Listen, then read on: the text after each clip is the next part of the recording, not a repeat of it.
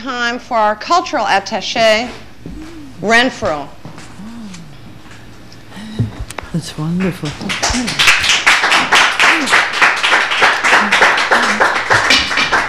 Thank you. After the highly stylized poetic configuration of David Henry Hwang's The Dance on the Railroad, his latest work, Family Devotion, is quite disappointing. A little more than an hour in length, Family Devotions bears an unfortunate resemblance to a wretchedly cute television sitcom. In this case, the sitcom family is Chinese, except for one of the sons or cousins or husbands or whatever who happens to be Japanese. That's a detail of more apparent significance to his disapproving and predictably feisty mother-in-law than it is to the audience or the plot. But given the slightness of the plot and the shallowly sketched characters who badger it on with enough frenzy and stridency to keep the audience awake, Hwang's family is simply overextended and achieves little beyond moving into the ethnically interchangeable neighborhood of sitcom suburbia.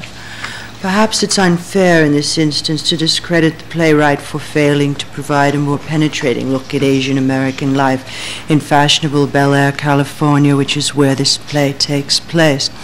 But perhaps, as the play's sun-washed set suggests, Bel Air is a shadowless, citric state of mind to which all who enter succumb. David Henry Hwang's Family Devotions can be seen at the Public Theatre, but then so can the more satisfying The Dance in the River.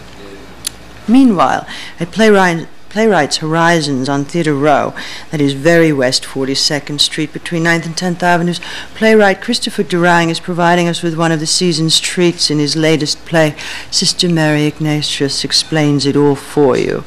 In one of this year's most engaging off-Broadway performances, Elizabeth Franz plays Sister Mary with dementedly beatific fervor. Her voice crackles with hellfire as she lectures us on the finer points of the universe, as well as heaven and hell and purgatory and limbo.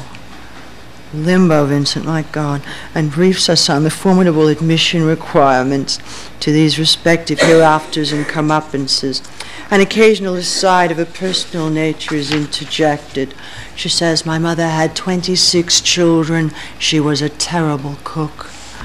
Sorting through the cards handed in by a fifth-grade student, she reads off the urgent queries concerning God and death and the equally unfathomable now. Do nuns go to the bathroom? What exactly went on in Sodom?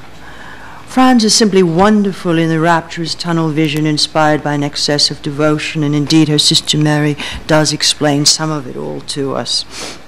The impertinence regarding the elimination process of clerics gets a succinct yes.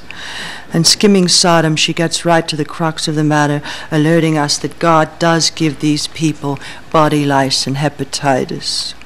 Her prized pupil Thomas is summoned forth to assist, and a smug little bugger who at the drop of a cookie spouts the catechism with such prepubescent pomposity that he deserves a righteous spanking.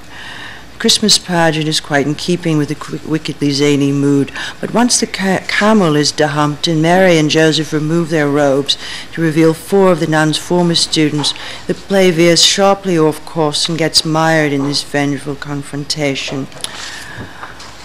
One of the women has had 2 abortions, another is an unwed mother, one of the men is a wife-beating alcoholic who is considered suicide, and the other man tells of having been seduced in seminary, after which he declares with cloying self-pity he came to New York and slept with 500 people.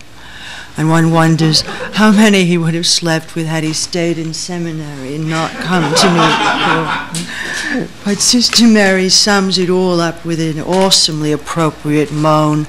God is going to puke. Franz's Sister Mary Ignatius manages to maintain her plausibility through this mishandled ending to an otherwise scathingly funny play.